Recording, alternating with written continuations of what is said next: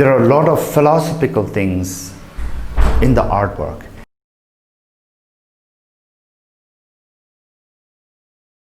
And to understand my artwork, I personally feel it is very important to understand the Buddhist philosophy as well. Without that, you cannot understand the artist's point of view or his own expression, you know. Because the image of the Duchamp will is a contemporary expression. But the same contemporary expression, if I have to traditionally put it into the art, becomes the Kala Chakra.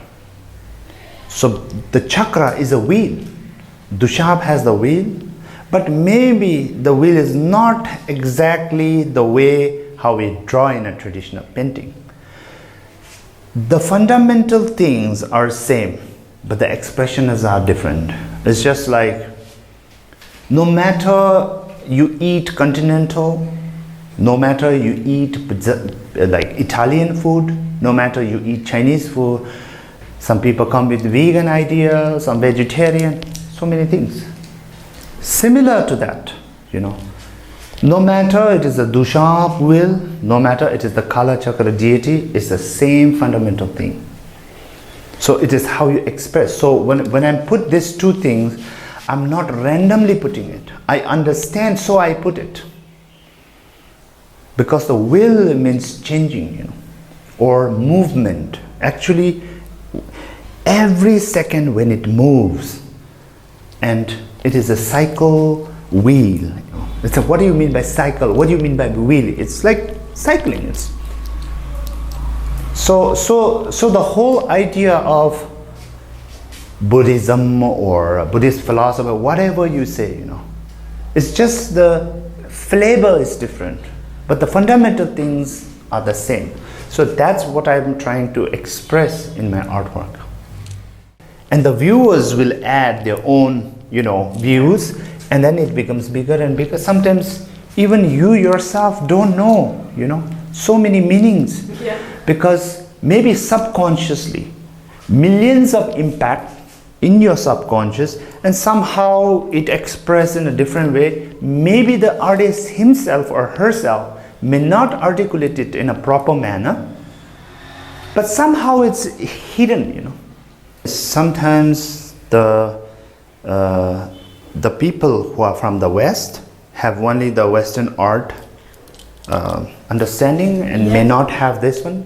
And people like from our Himalayas who are more into the Buddhist tradition may have the idea about the Kala Chakra, but not the Western art. So when you merge it together, then they will understand that it is a universal thing. It is not a traditional thing, you know. Then your mind becomes like this, you know. That is the main purpose of an art. It is not the purpose for earning money. Not only for survival. Yes, survival is important, but much more important, as a human being, your wisdom should grow and glow.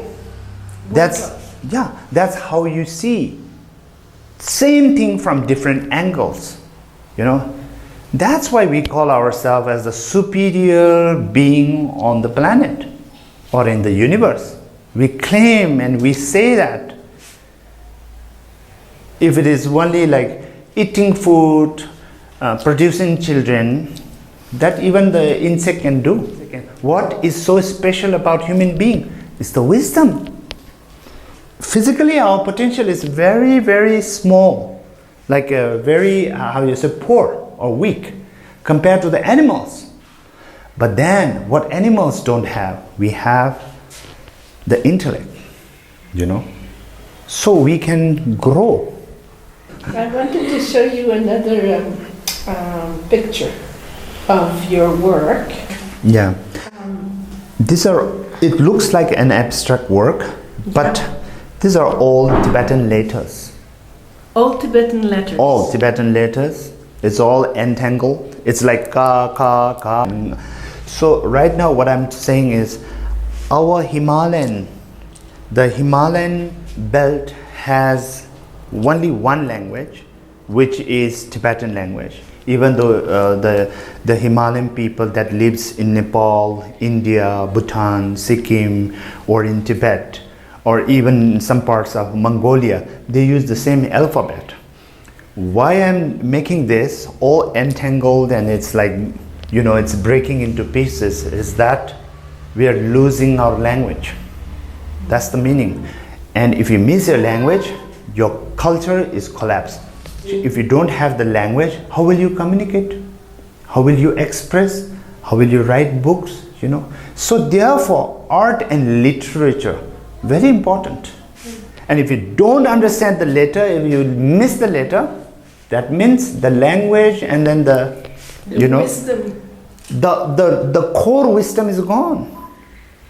Just eating champa is not going to help now. No. Just wearing the robe and doing the lion dance is not going to help.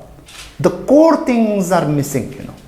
So in order to preserve that, it is very, very important to preserve the language.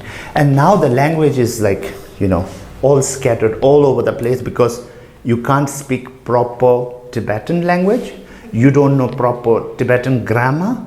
You have some mix up with the Hindi, Nepali, English, some word from Chinese and some from Japanese maybe, you know. So therefore, now it's all over the place. When it's all over the place, you know, you cannot concentrate. That means you don't have the shamatha, in other words, you know. Putting everything in one place and then going deep is very important. That's exactly what Buddha was also saying, shamatha and vipassana, shamatha and vipassana. It all comes down to the same philosophy again. It's related to identity, Yeah. which brings the question of the necessity of a clear identity to preserve diversity. Yes. So people having pride in a good sense of their culture. Yes. And yet there is the teaching on no self in traditional philosophy. Yes. So there is something important, I think, to say about this, because both of them are important. Yes. What would you? So since you have a question, I see the three dimension, you know. One is a very general thing, like preserving our culture. Preserving our culture is the, how you say, very superficial or a very general, I would say, you know. Now when it comes to the no self, it is not, it is the ultimate bodhicitta. Then you talk about the emptiness. There is no nation, there is no language, there is no you and I. Everything vanishes. Everything loses its identity.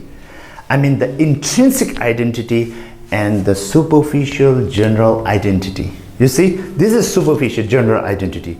I'm a Buddhist, I'm a man, I'm a, you know, educated person, this is my degree. That identity falls in the very superficial one, which I would put it in a general. So as first thing, we need to have the general identity. It's almost like Kuntak. Kuntak, yeah. Yeah, it is a Kuntak. Yeah, it is a Kuntak. But I would put it specifically in general, you know. So if I say general, that means it is digestible, you know, to everyone. So first thing is your own culture. Then as you move further, you know, your wisdom becomes more greater. Then you will be able to understand the other person's feeling and, you know, like the value, and then you respect other people's religion, other people's culture, the language, everything, you know. Then that's very similar to the relative bodhicitta, you know, Kunzup Semki, that we always play like the four immeasurables, Temesi, you know, Semjen Thamje Dewa, the division. That kind of feeling is Kunzup Semki, relative. It's not like there's no you, I. Then above that is the ultimate bodhicitta, very similar, as you questioned me about nothing else. So there are three dimensions or the three layers, you know, general and then like similar to the relative bodhicitta. And if we come back to your work, yes, and do you think, and related to the accumulation of merit, how do you see your work as an artist? As I mentioned earlier, the real purpose of all the artists is to educate people. It's not to make people a great art dealer. That's not the purpose. The real artist's purpose is to see the same thing from different angle. It's the pragya. Yeah. So you are making other people evolve their wisdom from the sarpadrishti, from the view of a snake, to the bird's eye. And in order to have a bird's eye, you need to go on top. So going on top is an inclination. It is not declining, it's going up. So if your wisdom becomes greater, vast, and then it is high, like it is development, then you will be able to see your own culture, other people's culture. Then there is a sense of acceptance. That is the real bodhicitta. Like the relative bodhicitta, So it is embracing. So that means, another word, you are accepting.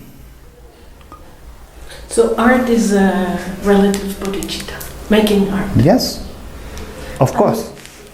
I have another question for you, because you say that you express yourself in communicating with others when you're working with art. But isn't there also an aspect of connecting deeply with oneself also when we work as artists? There is that aspect as well, yes. Because if you don't understand yourself, then how would you express? Right. So there is a source. You're connecting with the source. Now it comes to the same thing like the Semtsampa, Semtsampa, yeah. Now it's very close to the Chittamatra now, because the whole expression outside there, or the whole object, is reflection of the subject, and then it's very close to the Tantra as well. Now you see the same in the Rigpa, Yes.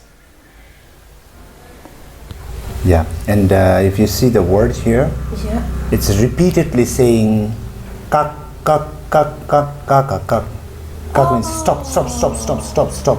It's about stopping to think too much, stopping to, be more negative, stopping to see as there is an intrinsic nature, all the three things, you need to stop. Like stop seeing as an intrinsic, existence. Yes. That's from this level. Yes. Seeing, stop being selfish, stop being like, stop not understanding yourself, something like that, So there's all kind of stop. Stop means there are so many things which are exceeding. But at the same time, it also when I did this work, I was thinking about stop not knowing your own culture. Your own culture. Yeah. Stop not learning your own language. So that's what I mean actually. And if you see, this is like a globe, it's a world. From the face of the earth, your language is, vanishing. See, it's not complete. That's why it's fragmented. Yeah, it's fragmented. The same idea, the previous one, but in a little bit different flavor. Yeah. Yeah, because everybody can probably relate to the idea of Yes. stopping negative Yeah. kind of circular thinking, right? Yeah. So actually, right now it's like we are all over the place. Everything is moving so speed. We are living in the fast world. And the definition of the fast world I give is like, eating fast food, fast marriage, premature fast delivery, You see? And you are restless.